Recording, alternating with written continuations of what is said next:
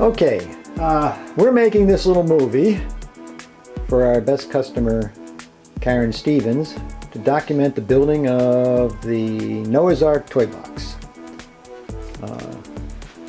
This old guy over here is my partner, Alfie LeMay, and Jack Gibbs, and we'll get a picture of me later.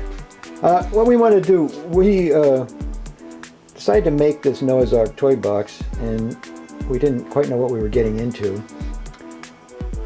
And the reason is these animals that you're looking at now. The idea is they come across the toy box in the front, go up the side of the front, and then on the top they pick up those remaining animals, and then they go into Noah's Ark.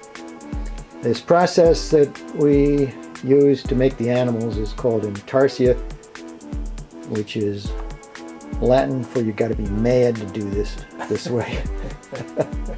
But Al and I kind of fill that bill. So what we thought we'd do, when Karen Stevens saw this, when she came over to get the banks, and she was very concerned that who's getting this, Al? Or who's getting the toy box? One of her Well, her daughter-in-law. Oh, okay. Her daughter-in-law's. I believe. Okay. And I think she was afraid that people wouldn't be able to appreciate what went into this. So I told her we'd take some pictures, but I just got this new camera, which I want to use. And so I'm going to have Al take that, the giraffe, the zebra, that's probably the best one, right? And turn it over. And I don't know whether we can get, yeah, I think you can see this pretty good. This is the back side, and Al, you want to give a little insight into what you do with it? Yeah, I cut out all the detail pieces with a blade similar to the one I'm holding here. This happens to be a broken blade, but you can get an idea of the size of it, the width. And yeah, this is a saw here. Let me just... What is the width of that, Al?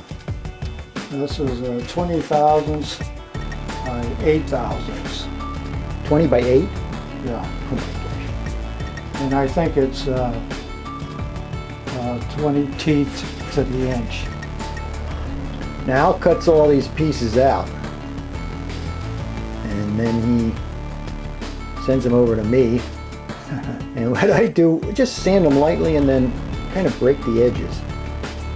Stain them, and then obviously glue them all back together. Yeah, there's the giraffe. Made using the same technique. I want to zero in on this, Al. If you look at the back, it's a little out of focus here, I think. There it goes. Okay. I number all the little holes, because what did you do here?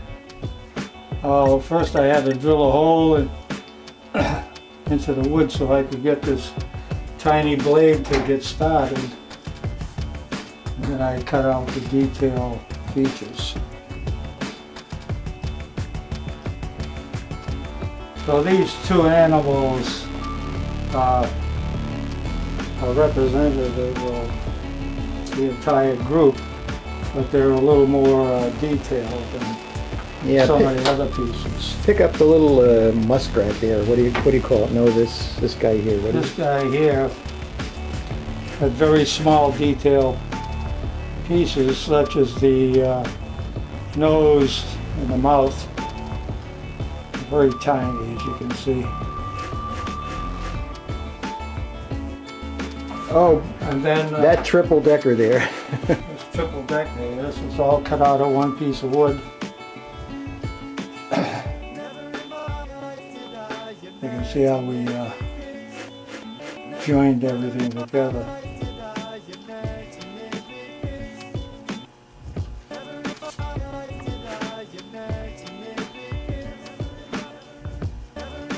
And then Noah's Ark itself, huh?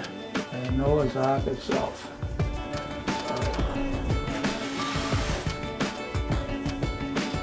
Now this was a much bigger piece, and actually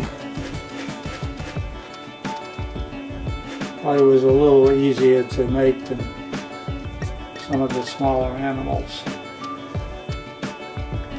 But you can see it doesn't look like much from the back. Not much. A lot of work goes into it. And of course, one of the things that makes it so difficult is that 7,000 thick blade is very hard to control. But you can't use a blade any thicker, or the pieces, when you glued them back together, they just wouldn't go back together. This is the blade selection that I have to make all the different cuts for different thicknesses of material and some of the other features. Now that's a heavy blade there, right? Yeah. I use this to cut out along the perimeter of the animals. And then I use the smaller blade to cut out the details. Right. Okay, we finally have hit. You want this out of the way? Yeah, well, is that part of the assembly? It might be coming. What you're looking at here is the side and two sides in the back and the floor, and the front. Sub-assembly. Sub-assembly, yes. What'll happen here is we're actually gluing the pieces onto raw wood, and then we'll take the whole thing apart again, and the frame, the thing that's making up the frame of the front there, will come off, and the whole thing will be stained. Let's see. Anything you want to add there, to Mr. LeMay? He's always complaining I don't get his handsome features on the tape there. Yeah. I just hope that nobody else wants one of these things. Yeah, as you look at the box itself, it's made up of all those individual boards, which are slotted on the sides and then put together with things called biscuits. So there's a lot of pieces of wood in this thing. And there's a whole forest there.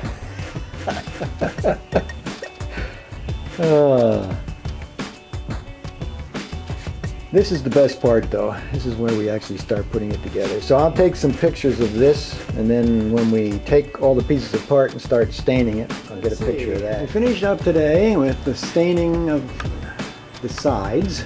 They're resting over there. The floor is resting down there. The back is resting there. The top is on the floor, clamped and glued and resting. And all the animals have been mounted on the front. All the animals except LeMay and Gibbs. LeMay and Gibbs are the only animals left. And it's now, let's see, 4:35, and the craftsmen are done, tired, worn out. And we're taking the weekend off, so this is Tuesday. What is this? Tuesday, June 13th. And we'll be getting back together a week from, or next Tuesday. Tuesday of next week. More later. Yeah, I think so. Well, here we are. What's today? August 1st. Oh yeah. Yeah. We started the assembly of this 2 weeks ago. 2 weeks ago today. And put 3 hours into it. And this is as far as we got. So, here we are. 2 weeks later. Still trying to make it work. I've been a little busy, and LeMay's been, goofing off.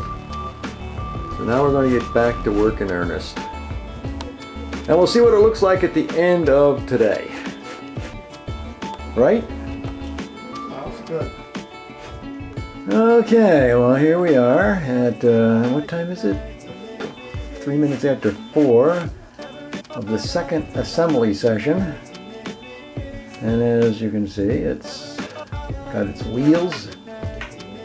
And it's, I guess it's all together, right?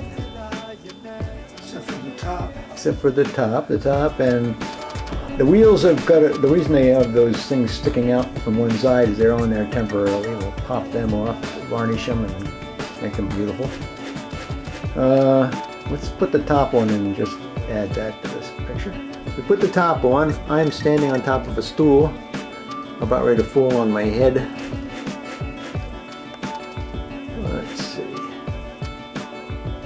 I'm going to make one more shot. I'm going to turn it around and look at the back.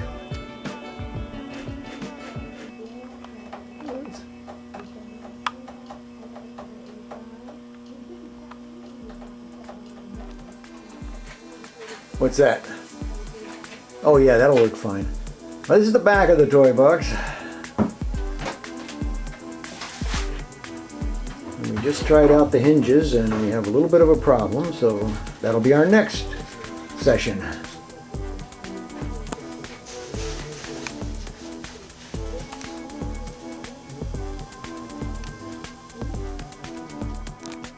Well, the toy box is all done. Now resting in my computer room in Summers, where it will stay until Mrs. Stevens is ready to move it to its next destination. The date is September 30th. Considering we started this in April, it's been a long haul. Of course, we didn't work too much this summer. Maximum, most times, of 1 day a week, if any at all. A lot of vacations and other things. I did want to add a picture with the top up. The design of this toy box is really excellent. The framework around the front is the same with the lid up or the lid down. So I guess that wraps it up. We had a lot of fun building this, but we have to admit we're not sad to move on to something else, and I don't think we'll ever build another one.